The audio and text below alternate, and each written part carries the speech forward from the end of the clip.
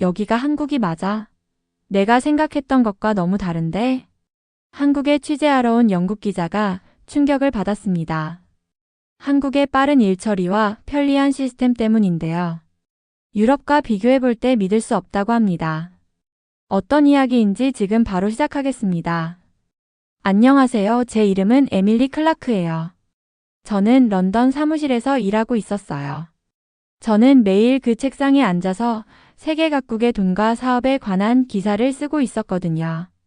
뉴욕의 은행들이 어떻게 돌아가는지 알고 있었고, 파리의 회사들이 어떻게 거래를 하는지도 이해하고 있었어요. 그게 제 일이었고 그런 식으로 일하는 게 좋았거든요. 그런데 아시아 나라들은 어떨까요? 저는 그곳들이 다르다고 생각하고 있었어요. 좋은 의미로 다른 게 아니라 복잡하고 골치 아프게 다르다고 말이에요. 정부 청사에 긴 줄을 섰을 거라고 상상하고 있었어요. 모든 일을 영원히 걸리게 만드는 심술궂은 공무원들을 떠올리고 있었고요. 아무도 이해할 수 없는 두꺼운 서류 더미들도 생각하고 있었어요.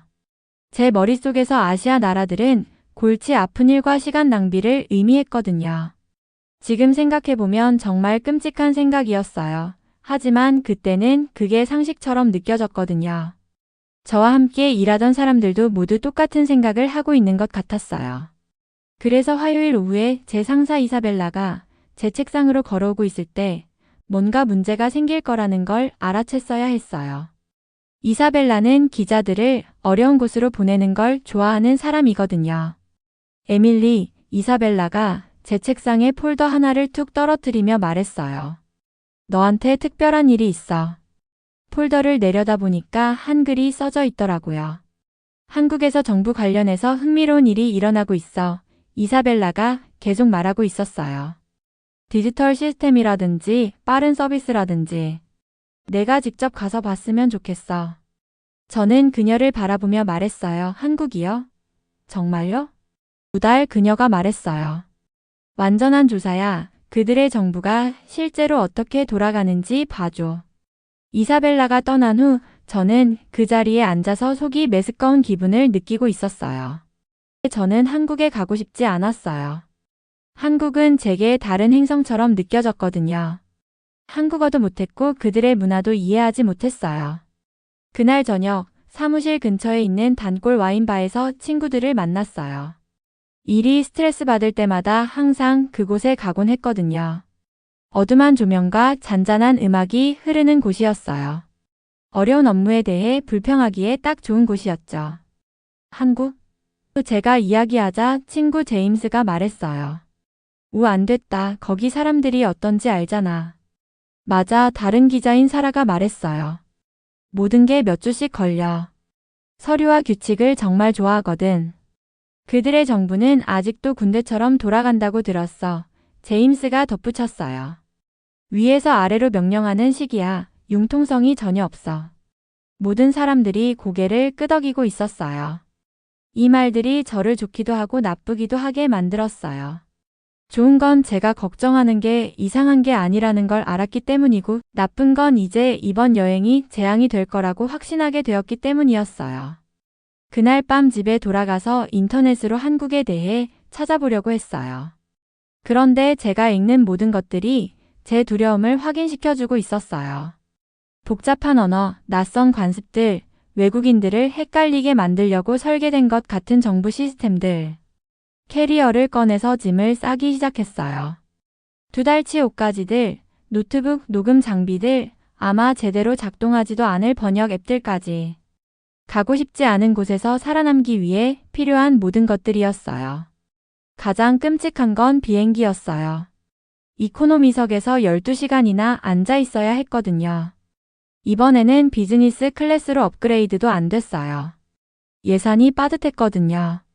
그 좁은 좌석에 앉아서 창밖으로 구름들이 지나가는 걸 보면서 제가 뭘 하고 있는 건지 계속 생각하고 있었어요. 예전에 대만에 갔던 일이 계속 떠올랐어요. 번역 앱이 첫날부터 고장 났었거든요. 정부 청사에서 간단한 서류 하나 찾으려고 몇 시간을 헤맸던 기억이 났어요. 그 경험 전체가 정말 지치고 답답했었어요. 한국어는 중국어보다도 더 복잡해 보였어요. 그 동그란 글자들과 이상한 기호들이 제게는 전혀 말이 안 되었거든요.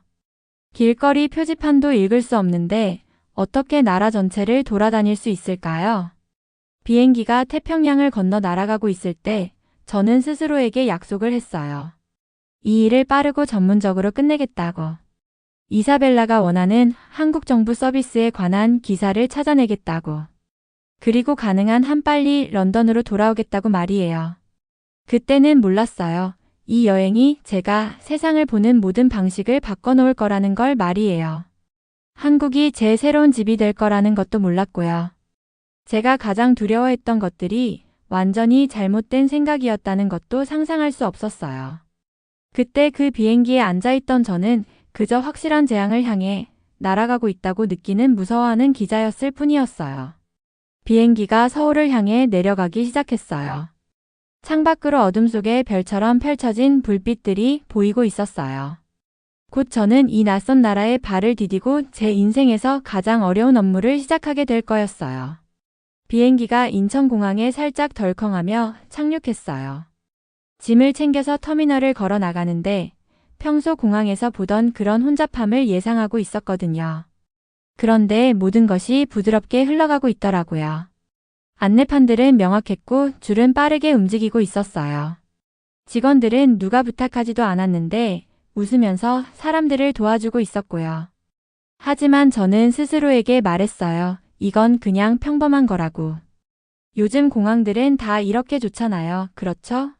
이게 한국에 대해 특별한 걸 의미하는 건 아니라고 생각했어요. 서울로 가는 기차는 깨끗하고 조용했어요. 창가에 앉아서 건물들과 산들이 빠르게 지나가는 걸 보고 있었어요. 제 휴대폰도 완벽하게 작동했어요. 공항에서 심카드를 30초 만에 받았거든요. 하지만 계속 경계하고 있었어요. 이건 그냥 시작일 뿐이었어요. 진짜 시험은 복잡한 걸 해결해야 할 때 올 거라고 생각했거든요. 강남에 있는 호텔은 작았지만 괜찮았어요. 체크인을 마친 후 첫 번째 진짜 일을 처리하기로 했어요. 방에 인터넷을 설치하는 일이었죠. 런던에서는 이런 일이 항상 최소 일주일은 걸렸거든요. 기사가 건물을 못 찾거나 장비를 잘못 가져오면 2주까지도 걸렸어요. 호텔 프론트 데스크로 걸어갔어요. 거기 있던 젊은 여성이 제가 예상했던 것보다 영어를 훨씬 잘했어요. 인터넷 설치가 필요해요. 저는 천천히 말했어요. 혹시 못 알아들을 수도 있다고 생각하면서요. 그녀는 바로 고개를 끄덕이며 휴대폰을 꺼냈어요. 유니브로드라는 회사에 전화를 걸더니 저에게 전화기를 건네주었어요. 안녕하세요. 유니브로드 고객센터입니다. 완벽한 영어로 말하는 목소리가 들렸어요. 오늘 어떻게 도와드릴까요? 인터넷 설치가 필요해요. 오늘요. 몇 시가 좋으실까요? 오후 2시와 3시에 가능합니다. 시계를 확인해 봤어요. 12시였어요. 오늘요? 진짜? 오늘 말이에요. 네, 오늘요. 오후 3시는 어떠세요? 네라고 대답했지만 정말로 그렇게 될 거라고는 믿지 않았어요. 런던에서는 나중에 전화해서 취소하거나 일정을 바꾸곤 했거든요. 기사는 3시간 늦게 오거나 아예 안 오기도 했어요. 장비에 문제가 있을 수도 있고요. 항상 그런 식이었거든요. 정확히 오후 3시에 방 전화가 울렸어요. 기사가 아래층에 와 있다고 하더라고요. 그 남성은 깨끗한 유니폼을 입고 있었고 전문가용 도구 가방을 들고 있었어요. 정중하게 인사를 하더니 제 방까지 따라왔어요. 조용하고 효율적으로 일하면서 케이블을 설치하고 장비를 설정하고 있었어요. 모든 걸 2번씩 테스트했어요. 전체 작업이 30분 걸렸어요. 그리고 나서 태블릿으로 속도 테스트 결과를 보여줬어요. 인터넷 속도가 런던에서 쓰던 것보다 훨씬 빨랐어요. 정말 많이 빨랐어요. 기사가 떠난 후 침대에 앉아서 노트북 화면을 바라보고 있었어요. 인터넷이 완벽하게 작동하고 있었어요. 약속한 시간에 정확히 설치되었어요. 기사는 정중하고 전문적이었고요. 이게 제 예상에 처음으로 금이 가기 시작한 순간이었어요. 다음 날 정부 청사에 가야 했어요. 외국인 방문자로 등록해야 했거든요. 다른 나라에서는 항상 몇 시간의 서류 작업과 혼란을 의미하는 일이었어요. 강남에 있는 구청을 찾았어요. 현대적이고 밝았고 편안한 의자들과 명확한 안내판들이 있었어요. 안내 데스크에서 한 여성이 번역 앱이 들어있는 태블릿을 꺼냈어요. 한국어로 말을 하니까 영어 단어들이 화면에 나타나더라고요. 어떤 서류가 필요하세요? 번역이 나왔어요. 앱을 통해 제 상황을 설명했어요. 고개를 끄덕이더니 번호표를 주었어요. 앉아서 기다리며 길고 지루한 오전을 각오하고 있었어요. 제 번호가 바로 불렸어요. 3번 창구 직원은 영어를 조금 했고 나머지는 번역 태블릿을 사용했어요. 제 여권을 보더니 컴퓨터에 뭔가를 입력하고 여러 장의 양식을 인쇄했어요. 여기에 서명해 주세요. 서류에 표시된 곳을 가리키며 말했어요. 서명했어요. 공식 도장으로 모든 걸 찍어주더니 폴더를 건네주었어요. 끝났습니다. 웃으면서 말했어요. 전체 과정이 15분 걸렸어요. 건물 밖에 서서 혼란스러운 기분을 느끼고 있었어요. 정부 청사가 이렇게 돌아가는 게 아니잖아요. 긴 줄이 있어야 하고 심술궂은 공무원들이 있어야 하고 말도 안 되는 양식들이 있어야 하는 거 아닌가요? 그리고 내일 다시 오라고 하는 이유들이 있어야 하는 거 아닌가요? 그런데 폴더 안에 제가 필요한 모든 것들이 들어 있었어요. 제대로 도장이 찍혀 있고 공식적이었어요. 그 주 후반에 런던으로 보낼 서류들을 우체국에 붙이러 갔어요. 직원은 가장 빠른 배송 옵션을 선택하는 걸 도와줬을 뿐만 아니라 온라인으로 소포를 추적하는 방법도 보여줬어요. QR코드가 있는 영수증을 줬는데 소포가 도착하면 알려준다고 하더라고요. 동네 병원에서는 비자에 필요한 건강검진을 받았어요. 의사가 바로 봐주었고 모든 검사를 효율적으로 진행했고 결과를 한국어와 영어 둘 다로 주었어요. 기다리는 시간까지 포함해서 전체 방문이 1시간도 안 걸렸어요. 모든 경험들이 제 고정관념을 조금씩 무너뜨리고 있었어요. 하지만 제 머릿속의 논리적인 부분이 계속 반박하고 있었어요. 그냥 운이 좋았을 거라고 스스로에게 말했어요. 복잡하고 답답한 경험들은 나중에 올 거라고 생각했어요. 어디를 가든 공책을 가지고 다니기 시작했어요. 이런 이상한 경험들을 적어두면서요. 빠른 서비스, 도움이 되는 사람들, 실제로 작동하는 시스템들. 하지만 아직 믿을 준비가 되지 않았어요. 여전히 뭔가 문제가 생기기를 기다리고 있었어요. 한국이 진짜 어려운 모습을 보여주기를 말이에요. 제가 경험하고 있던 모든 것들이 여기서는 완전히 평범한 일이라는 걸 전혀 몰랐어요. 이게 그냥 한국에서 일이 돌아가는 방식이었던 거예요. 하지만 제 완고한 불신을 마침내 깨뜨리려면 더 큰 무언가가 필요할 것 같았어요. 서울에서 한 달을 보낸 후 첫 번째 기사를 썼어요. 제가 본 모든 것에 대해 진실을 말했어요. 빠른 인터넷 설치, 도움이 되는 정부 청사들, 효율적인 의료 시스템, 실제로 작동하는 셀프 계산대가 있는 편의점들, 약속한 시간에 정확히 도착하는 식료품 배달까지 모든 걸 써내려갔어요. 기사를 런던에 있는 편집장에게 보내고 답장을 기다리고 있었어요. 답장은 빨리 왔는데 제가 바랐던 내용이 아니었어요. 상사 하비에르가 화상통화로 연락을 해왔어요. 노트북 화면에서 그의 얼굴이 심각해 보이고 있었어요. 에밀리, 이 기사는 여행 안내 책자처럼 읽혀. 문제점은 어디 있어? 불만은 어디 있고? 이렇게 완벽한 시스템은 없어. 하지만 하비에르, 이게 제가 실제로 경험한 일이에요. 제가 본 걸 그대로 보도한 거예요. 어두운 면을 찾아 단호하게 말했어요. 모든 정부 시스템에는 감시 문제가 있어. 사생활 침해 문제도 있고. 통제당한다고 느끼는 시민들도 있을 거야. 더 깊이 파봐. 통화가 끝나고 노트북을 바라보며 답답한 기분을 느끼고 있었어요. 그래서 더 열심히 노력했어요. 문제점들을 찾아보았어요. 불만이 있을 수 있는 외국인 거주자들을 인터뷰했어요. 온라인으로 사생활 침해 우려에 대해 조사했어요. 정부의 디지털 시스템에 통제당한다고 느끼는 시민들을 찾으려고 했어요. 하지만 어디를 봐도 정반대 결과만 나왔어요. 사람들은 정부 서비스에 만족해하는 것 같았어요. 시스템을 신뢰하고 있었고요. 통제당한다고 느끼기보다는 포함되어 있다고 느끼고 있었어요. 그래도 하비에르는 만족하지 않았어요. 직접 서울에 오기로 했어요. 코엑스에서 열리는 아시아 디지털 거버넌스 포럼에 참석할 거야. 이메일로 알려왔어요. 포럼이 열리는 날 컨벤션 센터에서 하비에르를 만났어요. 실망할 거라고 예상하는 사람의 표정을 하고 있었어요. 포럼은 전 세계의 정부 관계자들과 기술 전문가들로 가득 찼어요. 모든 사람들이 한국의 디지털 시스템에 대해 배우고 싶어 했어요. 그때 박소연 씨가 무대에 올랐어요. 박소연 씨는 서울시 디지털 혁신팀의 팀장이었어요. 데이터 발표를 시작하자 회장 전체가 집중하고 있었어요. 정부 서비스에 대한 시민 만족도는 95%입니다. 큰 화면에 차트를 보여주며 말했어요. 민원 평균 시간은 3일에서 4시간으로 줄였습니다. 실제 사례들을 보여줬어요.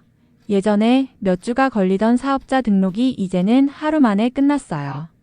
예전에는 청사 방문이 필요했던 세금 신고가 이제는 온라인에서 몇 분 만에 끝났어요. 예전에는 여러 번 방문해야 했던 출입국 서류 작업이 한 번 방문으로 완료될 수 있게 되었어요. 청중들이 감탄하고 있었어요. 독일과 일본의 정부 관계자들이 사생활 보호에 대해 자세한 질문을 하고 있었어요. 중국 대표들은 정책 결정에서 시민 참여에 대해 알고 싶어 했어요. 하지만 하비에르는 확신하지 않았어요. 질의응답 시간에 일어섰어요. 이런 시스템들이 정부에게 시민들에 대한 너무 많은 통제권을 주는 위험은 없나요? 날카롭게 물었어요. 모든 사람들이 박소연 씨를 바라보았어요. 그런 우려를 이해합니다. 그래서 시민감시위원회를 만들었어요. 시민들이 정책에 찬성하지 않으면 중단합니다. 3년 전에는 시민들이 반대 투표를 해서 계획된 감시 시스템을 취소했어요. 더 많은 데이터를 보여줬어요. 시민들이 정부에 더 적게가 아니라 더 많이 참여하고 있다고 느낀다는 설문조사 결과들, 늘어난 정치 참여에 대한 통계들, 시민들의 의견을 바탕으로 바뀐 정책들의 사례들. 하비에르가 후속 질문들을 하며 문제점을 찾으려고 했어요. 하지만 박소연 씨가 하는 모든 대답은 실제 데이터와 구체적인 사례들로 뒷받침되고 있었어요. 하비에르가 로비에서 제게 걸어왔어요. 내 기사가 맞았어. 조용히 말했어요. 내가 의심했던 것 미안해. 믿을 수가 없었어요. 하비에르는 절대 사과하지 않는 사람이었거든요. 문제점을 찾으려고 여기 왔는데, 하지만 데이터가 명확해. 이 시스템이 정말로 내가 설명한 대로 작동하고 있어. 그날 저녁 런던 사무실에서 이메일이 왔어요. 제 원래 기사가 제가 쓴 그대로 발표될 거라고 했어요. 변경도 없고 어두운 면이나 숨겨진 문제에 대한 추가 내용도 없었어요. 독자들의 반응은 놀라웠어요. 정부가 실제로 이렇게 효율적으로 작동할 수 있다는 걸 믿을 수 없어 했어요. 제 기사가 소셜미디어에서 수천 번 공유되었어요. 다른 뉴스 기관들이 인터뷰를 요청해 왔어요. 하지만 진짜 변화는 제 안에서 일어났어요. 한국에 도착한 이후 처음으로 뭔가 잘못될 일을 기다리는 걸 멈췄어요. 함정이나 숨겨진 문제, 효율적인 시스템 뒤에 숨어있는 실망스러운 진실을 찾는 걸 멈췄어요. 제 편견이었다는 걸 깨달았어요. 아시아 국가가 서구 국가들보다 더 잘할 수 있다고 상상할 수 없었기 때문에 실패를 예상하며 한국에 왔던 거예요. 그날 밤 강남 거리를 걸으며 제 주변에서 돌아가는 도시를 보고 있었어요. 디지털 결제 시스템을 사용하는 사람들, GPS로 주소를 쉽게 찾는 배달기사들, 직장인들을 위해 늦게까지 열려있는 정부 청사들. 제가 경험했던 모든 것이 진짜였어요. 한국은 정말로 특별한 무언가를 만들어냈어요. 기술만이 아니라 정부와 시민 사이의 신뢰를 말이에요. 이제야 진짜 이야기를 할 준비가 되었어요. 하비에르가 사과한 지 6개월 후 제 기사가 전 세계에 발표되었어요. 미국 신문들이 기사를 가져갔어요. 유럽 방송국들이 저를 인터뷰하고 싶어 했어요. 사람들은 어디서나 정부가 실제로 이렇게 잘 돌아갈 수 있다는 걸 놀라워하고 있었어요. 하지만 가장 큰 변화는 제 경력이 아니었어요. 제 마음속에서 일어났어요. 처음에는 한국에 2달만 머물 계획이었어요. 그런데 이제 1년이 지났는데도 떠날 생각을 할 수가 없었어요. 서울이 런던이 그랬던 것보다 훨씬 더 집처럼 느껴지고 있었거든요. 홍대에서 임대한 아파트가 런던에 있던 제 집보다 훨씬 편안하게 느껴졌어요. 어느 지하철역에 가장 맛있는 커피숍이 있는지 알고 있었어요. 제가 들어가면 항상 웃어주는 사장님이 계시는 단골 편의점도 있었고요. 심지어 한국어도 배우기 시작했어요. 편집장 이사벨라가 제 업무를 연장해 주겠다고 했어요. 다른 국제신문들도 저에게 한국에 관한 정기 칼럼을 써달라고 하고 있었어요. 모든 제안에 다 내라고 했어요. 에밀리, 너만의 전문 분야를 찾았구나. 화상통화 중에 이사벨라가 말했어요. 한국에 대해 계속 써줘. 세상 사람들이 내가 발견한 걸 이해하고 싶어 해. 그래서 그렇게 했어요. 직원들을 우선으로 생각하는 한국 스타트업 회사들에 대해 썼어요. 한국 학교들이 학생들의 학습을 도와주기 위해 기술을 어떻게 사용하는지 조사했어요. 한국 도시들이 어떻게 더 환경 친화적으로 변해가고 있는지 탐구했어요. 각각의 기사가 저에게 새로운 걸 가르쳐 줬어요. 한국에 대해서만이 아니라 저 자신에 대해서도 말이에요. 제 예전 사고방식이 얼마나 자꾸 폐쇄적이었는지 깨달았어요. 사실이 아닌 고정관념을 바탕으로 다른 문화들을 판단하고 있었던 거예요. 가장 중요한 변화는 민준 씨를 만났을 때 일어났어요. 서울시청에서 소프트웨어 엔지니어로 일하고 있었어요.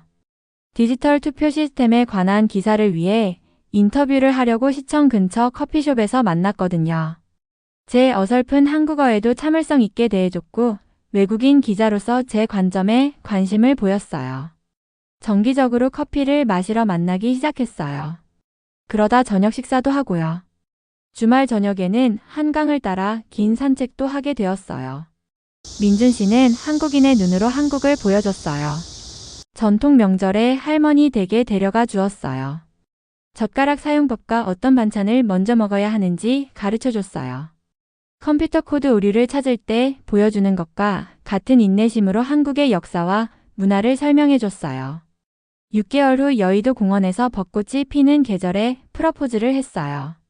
저는 망설임 없이 내라고 했어요. 정말 한국에서 영원히 살고 싶어? 물어봤어요. 확실해요. 이제 이곳이 제가 있어야 할 곳이에요.